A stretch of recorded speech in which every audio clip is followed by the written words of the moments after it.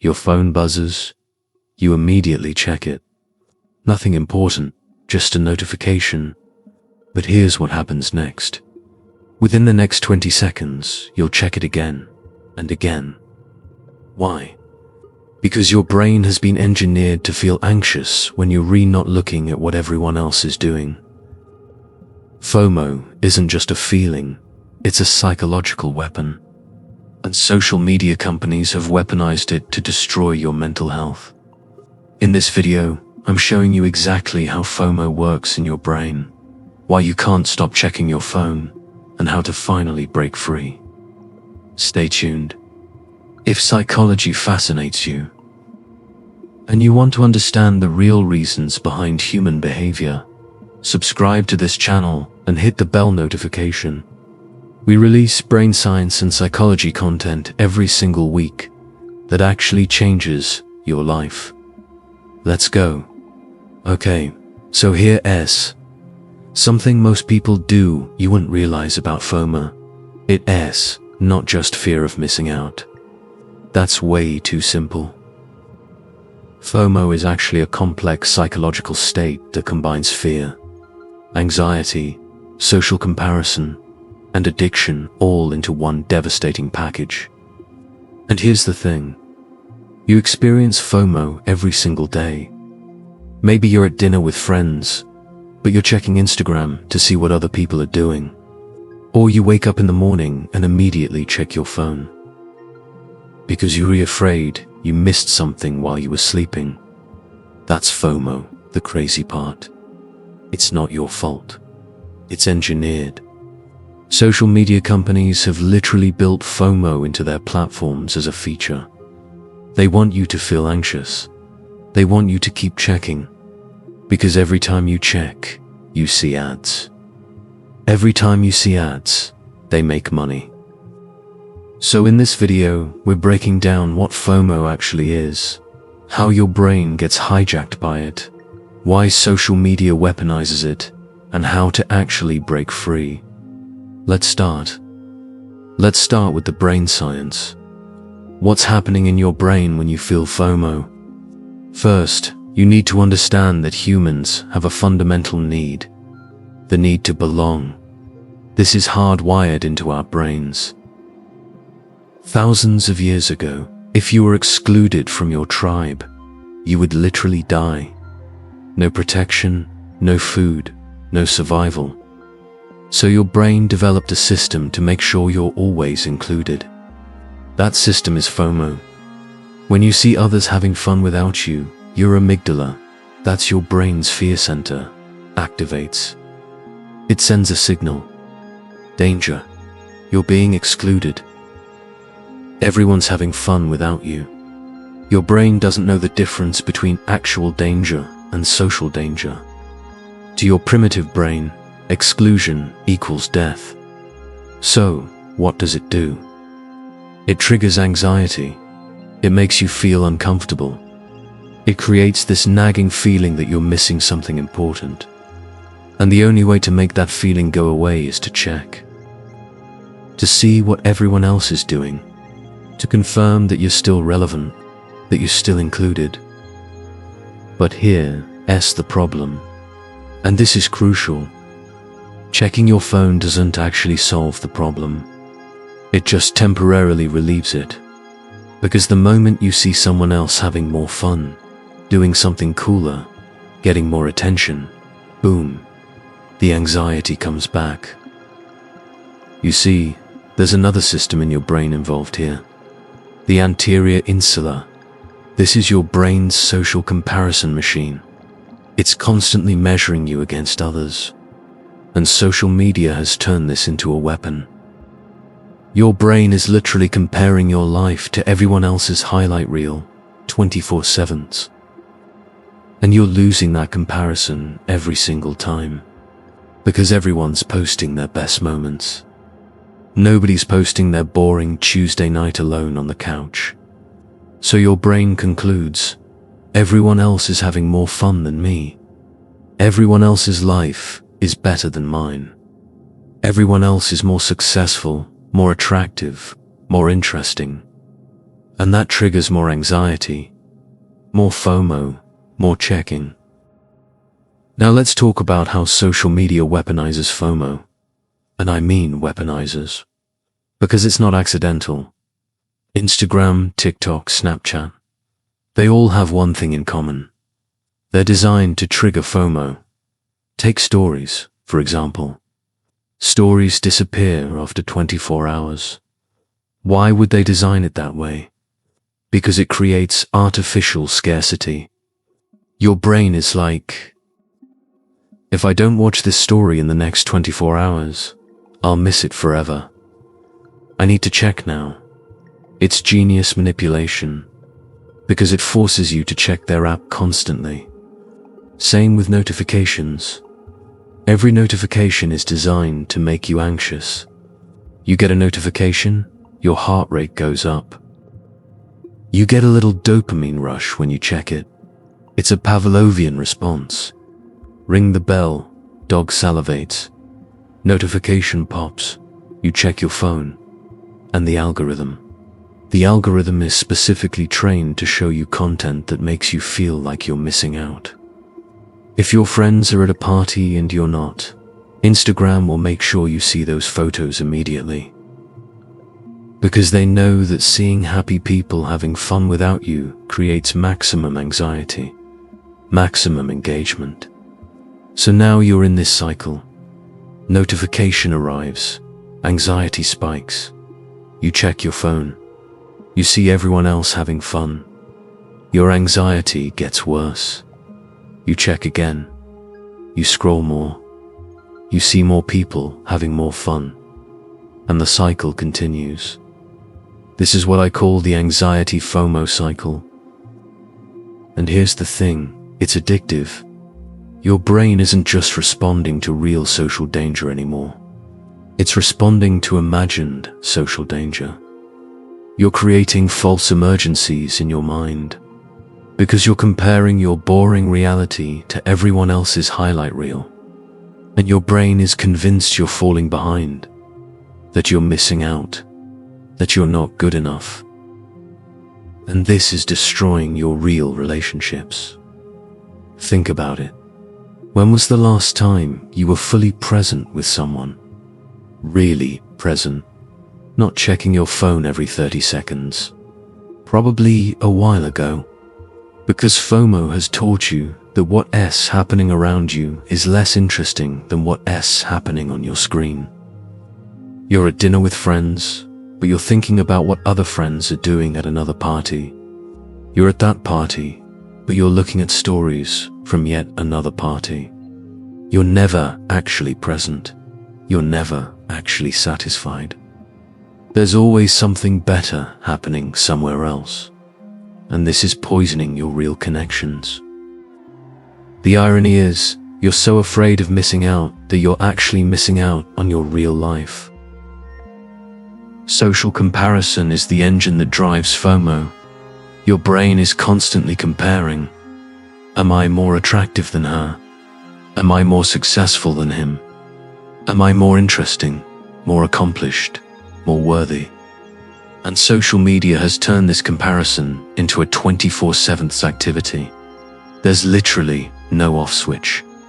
And because everyone is posting their best moments, their best selfies, their best vacation photos, their best achievements, you are always comparing your boring reality to everyone else's best moments. And you always lose that comparison.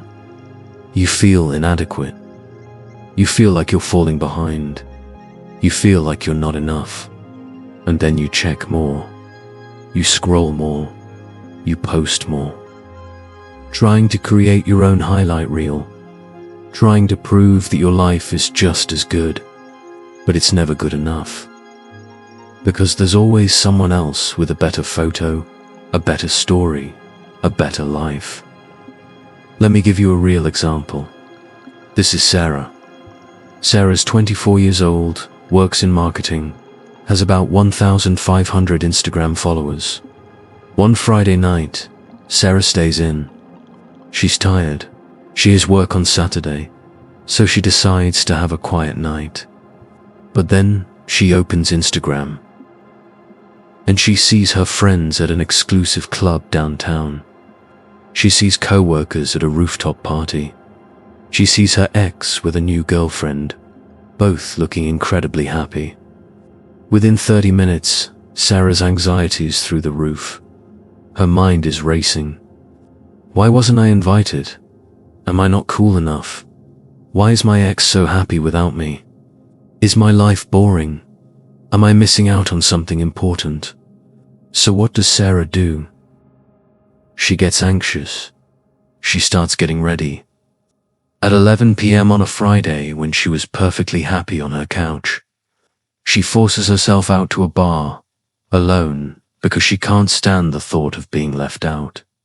She ends up spending money she doesn't have, drinking more than she wanted to, and going home feeling worse than when she started. All because of FOMO. All because her brain saw evidence that everyone else was having more fun. And this is happening to millions of people every single day. FOMO is creating a mental health crisis. The anxiety is real. The depression is real. The loneliness is real, even when people are surrounded by others, because they're not actually present. They're not actually connected. They're just comparing. And comparison is the thief of joy. It's also the thief of mental health. Now, what are the practical consequences? What's FOMO actually doing to your life? First, it's destroying your sleep. Your phone is the last thing you see before bed and the first thing you see when you wake up. You're checking stories, checking what you missed during the night, checking what's happening in the morning. You're starting every single day in a state of anxiety. That's destroying your sleep quality. And poor sleep destroys everything. Your mental health, your immune system, your decision-making. Second, it's destroying your focus and productivity. You can't concentrate on work because you're thinking about what you're missing. You can't focus on studying because you're worried about what's happening on social media. Your attention span is being systematically destroyed. Third, it's making you anxious and depressed. The constant comparison, the constant FOMO, the constant anxiety. This is literally changing your brain chemistry. You're developing anxiety disorders and depression, not because something's wrong with you, but because you're using an app that's engineered to make you anxious. So what do you do about it? How do you actually overcome FOMO? First, you need to recognize that it's engineered.